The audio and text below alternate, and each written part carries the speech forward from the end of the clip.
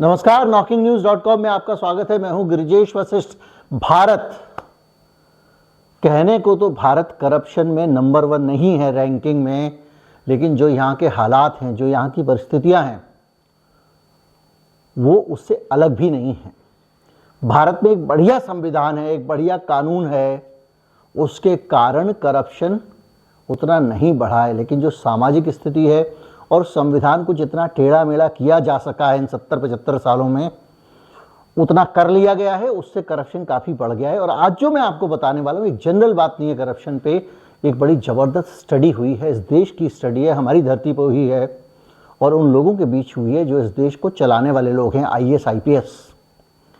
क्या कहती है स्टडी, क्या है निचोड़ और भारत के भ्रष्टाचार के हालात क्या हैं, इस पे बात करेंगे। कहीं मत जाइए, चैनल को सब्सक्राइब कर लीजिए। अगर आप हमारे चैनल को सपोर्ट करना चाहते हैं तो हमारा UPI ID डिस्क्रिप्शन में है, उसके ज़रिए आप भुगतान कर सकते हैं और एक QR कोड भी आपको स्क्रीन पर दिखाई दे रहा होगा, उसका भी इस्तेमाल कर सकते हैं। और आजकल इन दोनों विकल्पों में कुछ दिक्कत चल रही है, बैंक भी पता नहीं लगा पा रहा है।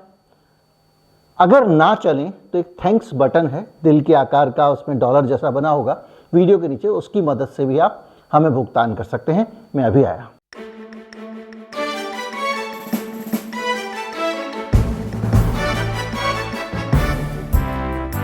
ये जो स्टडी है ये बड़ी रोचक स्टडी है और बहुत कुछ बताती है। और ये स्टडी कहीं और से नहीं हुई है, बल्कि एक IIM, Indian institute of management, भारतीय प्रबंध संस्थान, हिंदुस्तान के टॉप के मैनेजमेंट इंस्टीट्यूट्स में से एक ने की है। और जो IIM हमारा उदयपुर का है, उसने ये स्टडी की है। और स्टडी में उसने क्या किया कि 7 राज्यों के 86 अधिकारी और UPSC में जो लोग प्रीलिम्स करते हैं, उन अभ्यर्थियों के साथ में इंटरव्यू किया है। और इंटरव्यू किया है, उसमें ये पूछा गया है कि भाई आपको कैसी पोस्टिंग चाहिए, आप जब अधिकारी बनेंगे तो आप कैसी पोस्टिंग चाहिए होगी। 7 राज्यों में ये सर्वे हुआ है, जिन राज्यों में छत्तीसगढ़ भी है, गुजरात भी है, हरियाणा भी है, मध्य प्रदेश भी है, राजस्थान भी है, बिहार भी है और पंजाब भी है। इन राज्यों के जो अधिकारी हैं, उन सभी अधिकारियों ने ये कहा है कि भाई हम ऐसी मलाईदार पोस्टिंग पे जाना चाहेंगे जहां पे हम करप्शन कर सकते हैं, हम ऊपरी कमाई कर सकते हैं, हम भ्रष्टाचार कर सकते हैं। अब आप कहेंगे कि साहब भ्रष्टाचार करने के लिए क्यों जाना चाहते हैं, इस देश के लिए कोई जज्बा नहीं है, जो तुमको IAS बना रही है, ये कर रही है, वो कर रही है, तमाम सारा भाषण जो व्हाट्सएप वाला आपके दिमाग में आ रहा होगा। लेकिन ज़मीन की हकीकत को समझिए। वो लोग कह रहे हैं कि हम इसलिए जाना नहीं चाहते क्योंकि अगर हम करप्शन नहीं करेंगे और अगर हम ईमानदारी से काम करना चाहेंगे, एक ईमानदार अधिकारी बनना चाहेंगे, तो हमको सड़ी सड़ी घटिया घटिया पोस्टिंग मिलेगी। हमको कलेक्टर SSP नहीं बनाएगा, शुरू में उठा के भेज देगा अबू झमाड़ में, वहीं जंगल वंगल में भेज देगा। यहाँ पे साइकिल से चल रहे होंगे, कोई पूछ नहीं रहा होगा, या कहीं सचिवालय में कहीं डाल देगा बाबू की जगह फाइल वाइल निपटाने के लिए। ये फील करते हैं। ये जो सर्वे हुआ है, और उनका कहना है कि ब्यूरोक्रेसी में इनको पनिशमेंट पोस्टिंग कहा जाता है, जैसी जगहों पे इनको भेज देते हैं और इससे मन में हीन भावना आती है। ऑब्वियसली इन्फीरियरिटी कॉम्प्लेक्स आएगा भैया कि हम IAS बने हैं और हमको कहाँ डाल दिया है। तो इससे अच्छा है कि थोड़ा करप्शन कर लो, क्योंकि करप्शन करने वाले लोगों को, जो करप्शन करते हैं, उनको DM SSP जैसी पावरफुल पोस्टिंग मिलती है, मलाईदार पोस्टिंग मिलती है।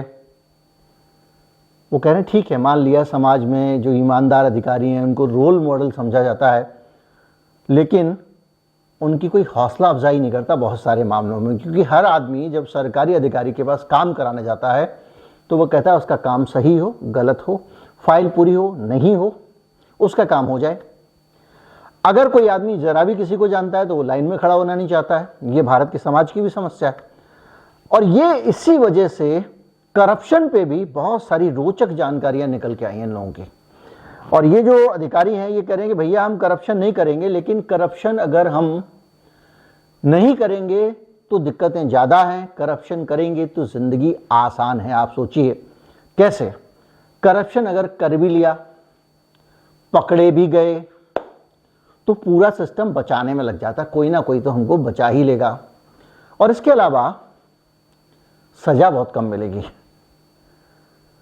जयपुर में कुछ दिन पहले, और ज़्यादातर अधिकारी कह रहे हैं कि भाई हम रिश्वत लेने में हमको तकलीफ नहीं है, लेकिन मोटा माल मिले, करप्शन की रकम बहुत ज़्यादा हो पहली चीज़, और जनता का ज़्यादा नुकसान ना हो रहा हो तो हम करप्शन कर लेंगे, रिश्वत ले लेंगे। और उनका कहना है कि पकड़े जाने पर भी ज़्यादा समस्या है नहीं, क्योंकि सज़ा का स्तर ना के बराबर है। भ्रष्टाचार से डर नहीं लगता है। करप्शन अगर हम कर भी लेंगे तो सज़ा इतनी नहीं होगी जितना हम कमा लेंगे, और पकड़े जाने की संभावना भी बहुत कम है। लेकिन दूसरी चीज़ एक और, कि उनको पोस्टिंग नहीं मिलेगी। मतलब ये है कि उनको भी, ईमानदार अधिकारियों को भी, अगर कोई एक सरकार जोश में आके लगा भी देती है कहीं जगह पे, उसको लगता है या ईमानदार को लगा दो, यहाँ पे सारा सिस्टम ठीक करना है या कुछ लोगों की बुद्धि ठीक करना है, तो भी सरकार में बैठे हुए लोग चाहते हैं कि अधिकारी वो हो जो उनका जितना कहें उतना कर दे, उनकी बातें सुने और उनके एजेंडे पे अमल करे। तब तो वो रहने देंगे ईमानदार आदमी को भी, वरना कहेंगे भाई साहब यहां से हट जाओ।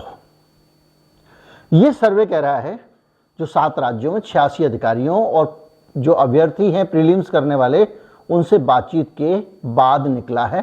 इस सर्वे को अगर आप देखें तो ये सर्वे हमारे भारत के करप्शन की पूरी कहानी कहता है। ये मैंने आपको एक उदाहरण दिया। ये उदाहरण ये बताता है कि इस देश में अगर रहना है, ढंग से तमीज से नौकरी करनी है, बीवी बच्चों को अच्छी जगह रखना है ताकि बच्चों को किसी ढंग के स्कूल में शिक्षा मिल जाए, ठीक ठाक शहरों में रहना है, तो आपको चोर बनना पड़ेगा। अगर आप करप्शन नहीं करेंगे, पैसे नहीं खाएंगे, तो आपके खड्डे लाइन लगा दिया जाएगा। ये कौन कह रहा है? ये अधिकारी कह रहे हैं, और बनने वाले अधिकारी, होने वाले अधिकारी कह रहे हैं। और एक राज्य का मसला नहीं है, 2 राज्य का मसला नहीं है, 4 राज्य का मसला नहीं है। इसलिए कुछ लोगों को अगर पार्टी वार्टी दिख रही हो, कई लोग पार्टी ढूंढ लेते हैं, तो यहाँ कोई पार्टी नहीं है, सारी पार्टियों का ये जैसा हाल आ रहा है। अब अगर भारत के बारे में जो छवि है, अपने भारत के ही बड़े बड़े लोगों के बारे में, अभी हाल में इन्फोसिस के संस्थापक नारायण मूर्ति साहब को आप जानते होंगे, ब्रिटेन के प्रधानमंत्री के ससुर हैं वो, और वैसे भी अपने आप में उन्होंने इतना बड़ा इन्फोसिस जैसी कंपनी खड़ी की है जिसमें पत्नी ने उनकी 10,000 रुपये उनको उधार दिए थे। आज दुनिया की जानी मानी कंपनियों में से है। पिछले दिनों एक कार्यक्रम में गए थे वो, और वहाँ उन्होंने जो बात कही है भारत के करप्शन को लेकर, वो भारत की दरअसल छवि है। उन्होंने कहा कि देश में युवाओं को अब आगे आकर कुछ काम करना पड़ेगा, इसके बगैर काम नहीं चलेगा, क्योंकि भारत के अंदर अगर आप हकीकत जानना चाहते हो भारत की, तो वो है करप्शन। भारत एक करप्ट देश है, ये पहली हकीकत है। और दूसरी हकीकत ये है कि ये गंदा देश है, यहाँ साफ सफाई नहीं होती है।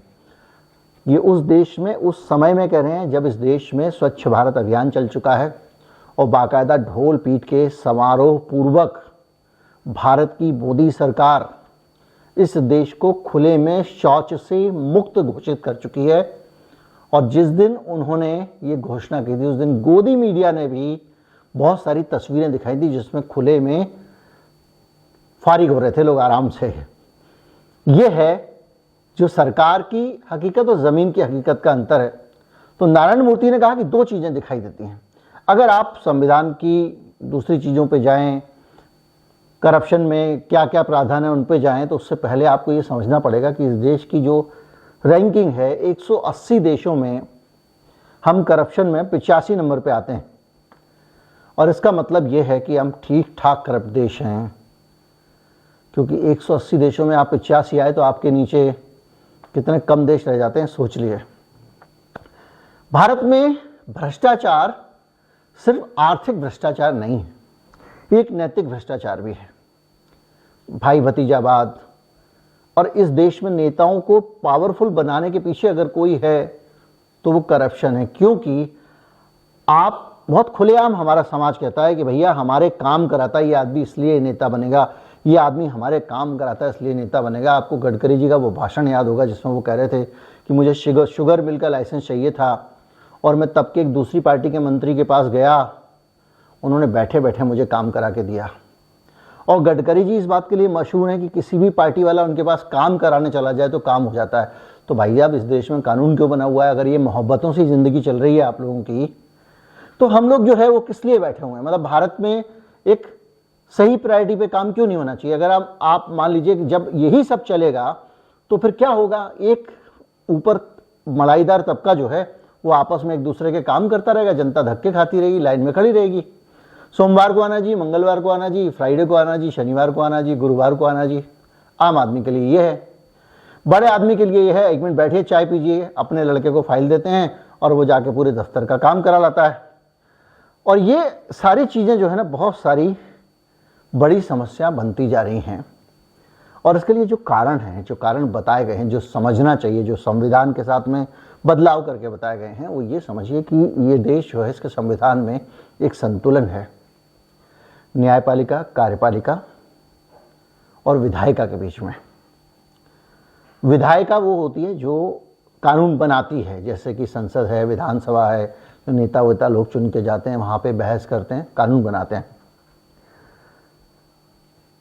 न्यायपालिका वो होती है कि ये अपना काम, अगर कोई भी आदमी को, इस देश के नागरिक को ये लगता है कि अपना काम ठीक से नहीं कर रहे हैं, उसके कारण उसे तकलीफ हो रही है, तो न्यायपालिका में जाके कहे भाई कानून की किताब खोलिए और देखिए ये गलत कर रहा है।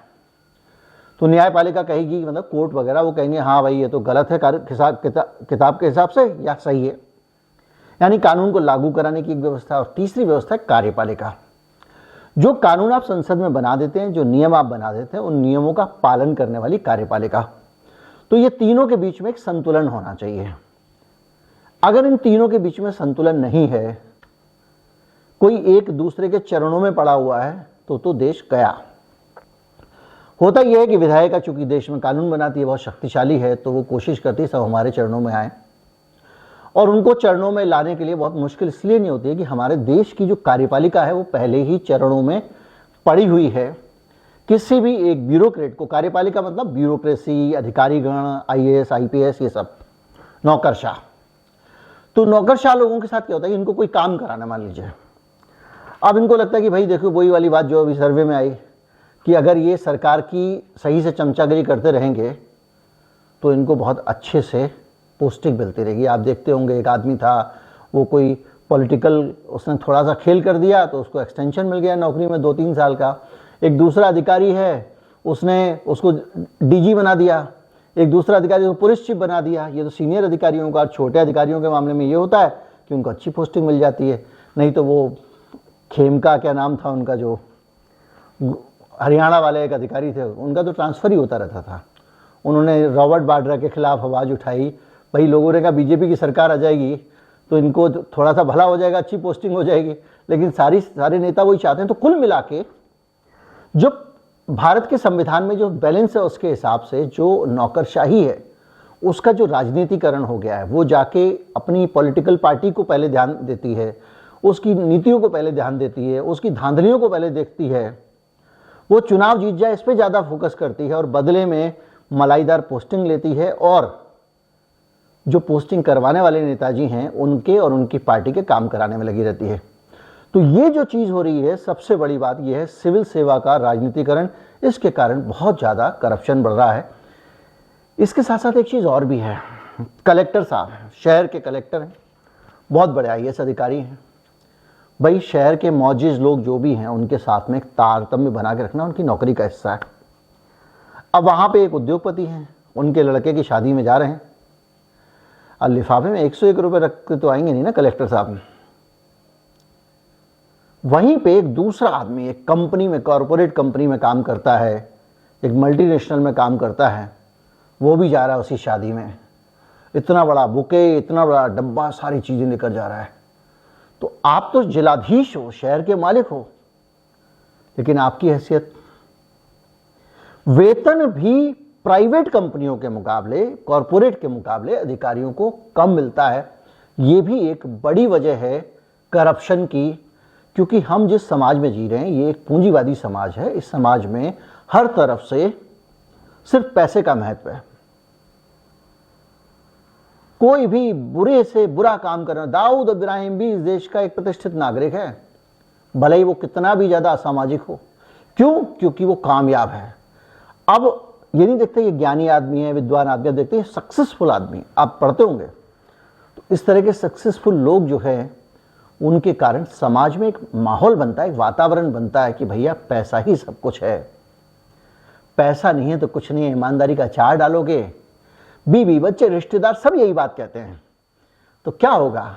ब्यूरोक्रेसी में जो एसडीएम साहब हैं, कलेक्टर साहब हैं, वो भी कहेंगे यार मैं अपने बच्चों को पाल के सरकारी स्कूल में पढ़ा के, इतनी ज़्यादा समाज सेवा तो अपन से नहीं होती, जबकि वो देख रहा है दाएं बाएं ऊपर नीचे सब जगह जो है एकदम लोग नलकूप की तरह खींचे जा रहे हैं समाज से।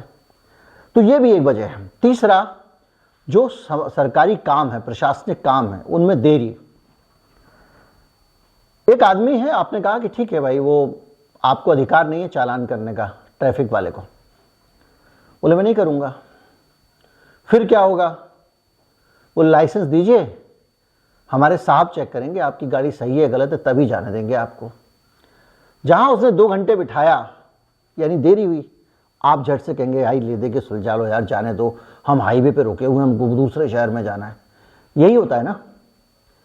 या आपका बहुत ज़रूरी काम है, आपकी फाइल रुकी हुई है, आपको एग्जामिनेशन में कोई सर्टिफिकेट लगाना है, आप बनवाने जा रहे हैं वहाँ पे बाबू ध्यान ही नहीं रहा है, 15 दिन बाद आना, 4 दिन बाद आना, 10 दिन बाद आना। तो जो प्रशासनिक काम में देरी है ये भी करप्शन का काम है। और कानून का जो इन्फोर्समेंट है वो इस देश में बहुत घटिया है। ईडी भेजनी हो सरकार को तो तुरंत चली जाएगी, सीबीआई भेजनी हो तुरंत चली जाएगी, लेकिन आप जरा एक बार ईडी में जाके कोई शिकायत करके देखिए, एक भी काम, छोटा से छोटा जेन्युइन से जेन्युइन काम अगर आप सीधे रास्ते से कराते हैं तो आपकी जिंदगी टेढ़ी हो जाएगी। ये सब चीजें जो है ना करप्शन का कारण है। और इसके साथ साथ हमारे देश में जो सत्ता है उसको कोई चुनौती नहीं दे सकता। और औपनिवेशिक हमारी जो कॉलोनियल हमारा माइंडसेट है, साहब मतलब बड़ी गाड़ी, बड़ा बंगला, पैदल पैदल घूमने वाले महात्मा गांधी को सम्मान देने का ज़माना चला गया, विनोबा भावे को सम्मान देने का ज़माना चला गया, जयप्रकाश नारायण को सम्मान देने का ज़माना चला गया। अब तो नेताजी के पास बढ़िया वाली हमर होनी चाहिए, और कम से कम नहीं तो एक वो तो होनी चाहिए, वो कौन सी होती है आजकल जो टोयोटा की चलती है एक बड़ी सी गाड़ी, पजेरो, फॉर्च्यूनर, 6 चमचे होना चाहिए, बढ़िया कलफ लगा हुआ कुर्ता होना चाहिए, इतना तो मिनिमम है। फार्म हाउस होना चाहिए जिसमें 4 गाड़ी रख सकें, तभी तो नेताजी जो है नेताजी हैं, और तभी लोग उनके पीछे घूमेंगे और तभी नेताजी वोट जुगाड़ पाएंगे। ये सारी स्थिति है। इन सब चीज़ों के कारण करप्शन का बहुत बुरा असर पड़ रहा है। जो क्वालिटी ऑफ सर्विसेज हैं वो सत्यानाश हो चुकी हैं, सेहत और सफाई का सत्यानाश हो गया है। मैं जिस इलाके में रहता हूँ उस इलाके में पिछले 10 साल से मैं यहाँ पे हूँ, एक बार नालियों की सफाई हुई है। वहीं ग्वालियर में मैं जिस इलाके में रहता हूँ वो पुरानी बस्ती है, हर रोज सफाई होती है। वहां घर से कूड़ा लेके जाते हैं, यहां कूड़ा इकट्ठा करने के लिए पैसे लेते हैं। पहले तो प्राइवेट स्वीपर पैसे लिया करता था, अब वो नहीं लेता, अब सरकार पैसे लेती है। घर के साइज के हिसाब से कूड़ा उठाने के पैसे नगर निगम आपसे ले रही है। नालियों की सफाई नहीं होती, सड़कों की झाड़ू नहीं लगती है। जो चौड़े चौड़े सड़क हैं, साफ साफ सड़क जहाँ से सड़कों से आप निकलते हैं उनकी सफाई होती है। बाकी सब जगहों पे हमारे इलाके में, हमारी सोसाइटी में हमको खुद ही अपना स्टाफ रख के सारा मेंटेन करना पड़ता है। तो क्यों है? क्योंकि करप्शन है, क्योंकि वहाँ जो लोग बैठे हुए हैं उनके लिए काम ज़्यादा मायने नहीं रखता है। इस तरह की चीज़ें, खराब स्वास्थ्य है, इस सारी चीज़ें हैं जो करप्शन के कारण हैं। और करप्शन का जो है वो जिसके ऊपर प्रभाव पड़ता है, और उसमें जैसे मैंने बताया पोस्टिंग और दूसरी चीज़ें, तमाम सारी चीज़ें, उसका सबसे ज़्यादा नुकसान पड़ता है अर्थव्यवस्था पे, इकोनॉमी पे। ये जो आदमी है ना जो सर्वे में बोल रहा है कि मुझे मलाईदार पोस्टिंग चाहिए, कल्पना कीजिए ये उद्योग मंत्रालय में बैठ जाए और भारत में कोई विदेशी कंपनी कहे कि भाई मैं तो आ रहा हूं, मुझे तो कार का प्लांट लगाना है, तो ये कितने लाइसेंस और परमिट मांगेगा सोच लीजिए। और जहां जहां वो लाइसेंस परमिट लेने जाएगा वहां वहां पैसा देना पड़ेगा। तो क्या बोलेगा भाई भारत में निवेश ही नहीं करना, निवेश का वातावरण नहीं है, ईज ऑफ डूइंग बिजनेस नहीं है। इसी तरह से जो हमारा बिजनेस है वो भी डिले होता है। हम जैसे व्यापार करते हैं, हम काम करते हैं, हमारा व्यापार जो है आगे ही नहीं बढ़ेगा। क्यों नहीं बढ़ेगा? डेवलपमेंट ही नहीं होगा। जैसे मैंने बताया, फाइल पास नहीं होगी तो डेवलपमेंट कैसे हो जाएगा? जो काम 15 दिन में हो जाना चाहिए वो फाइल 20 जगह अटकेगी, क्योंकि जब भी सड़क बन रही है तो वो काम सरकार का नहीं हो रहा है। उसको जो सरकार के दफ्तर में बाबू बैठा हुआ है उसको लग रहा है कि ये काम हो रहा है ठेकेदार का, तो हर जगह फाइल लटकाएगा। सारा पहला काम उद्घाटन से लेके और पेमेंट होने तक ठेकेदार की फाइल हर जगह लटकेगी तो काम स्लो होगा। ये बहुत सारे कारण हैं जिसके कारण उसी कारण डेवलपमेंट नहीं होता है, बिजली पानी सड़क कुछ नहीं मिल पाता है। तो ये करप्शन का बहुत बड़ा दुष्प्रभाव समाज पे है। थोड़ा सा करप्शन की अंडरस्टैंडिंग हमने आपको ज़्यादा दे दी है, लेकिन ये समझना जरूरी था। बहुत सारे लोग नहीं जानते हैं कि करप्शन से नुकसान क्या है। उनको लगता है क्या हो गया, एक आदमी की जेब में पैसे चले गए, बस यही करप्शन है। ये करप्शन नहीं है। करप्शन ये है कि आपके पूरे देश का विकास का चक्र रुक जाता है, निवेश बंद हो जाते हैं, सब कुछ खत्म हो जाता है और देश में जो लोकतंत्र हमने पाया है वो भी छिन जाता है, क्योंकि हम और आप जैसे आम लोग जीवन में सरकारी चक्र में फंसे रह जाते हैं और दम तोड़ देते हैं। बहुत सारे ज़रूरी ज़िंदगी के काम नहीं हो पाते हैं क्योंकि करप्शन है। उम्मीद करता हूँ वीडियो आपको अच्छा लगा होगा। अच्छा लगा हो तो ज़्यादा से ज़्यादा लोगों तक पहुँचा, चैनल को सब्सक्राइब कर लें। नमस्कार, जय हिंद।